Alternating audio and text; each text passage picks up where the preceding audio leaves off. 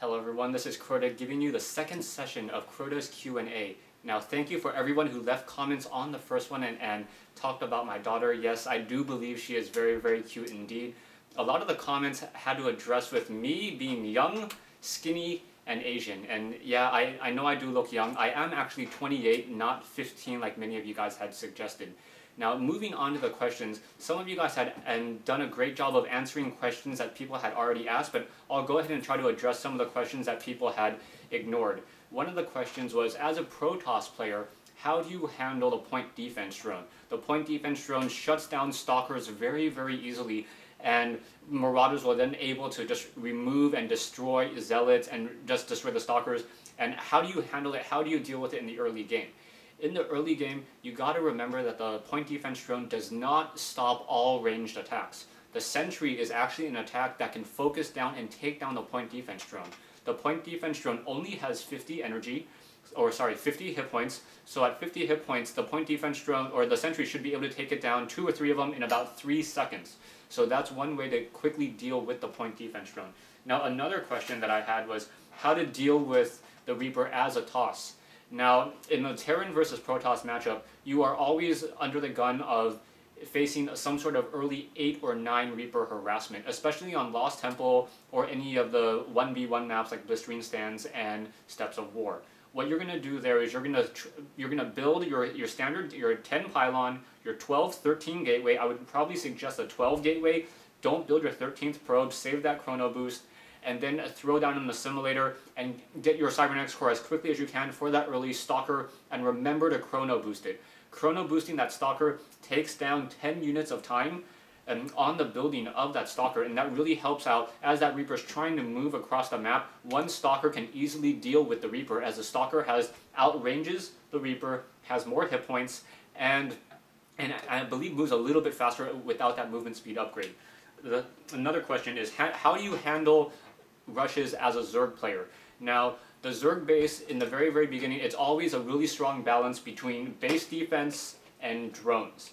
Now, one of the important things to remember about the Zerg now is that queens do not take larvae. Since queens do not take larvae, training up a queen does not hurt your production, your economy, or your army size. So remember to have about 1.5 to 2 queens per hatchery.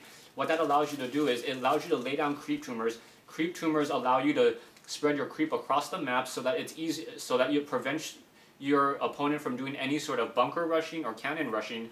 On top of that, it gives your Zerglings that all-important movement speed on top of the queens as well. So the queens getting that additional movement speed will be able to handle that early rush. If it's more of a 4-gate push, and having those additional queens helps you with transfusion. You need to remember to pull drones off the mineral line when you see that 4-gate rush happening and start making spine crawlers. Spine crawlers with transfusion do a number on a 4-gate or even a marauder push. Now the final question that I wanted to address was, when do you expand for all races? Now expansion is always a very, very calculated risk. What you got to remember is there's never a set rule to determine you should expand after your 3rd starport or your 3rd building, your 3rd tech building. It always depends on the game and the matchup.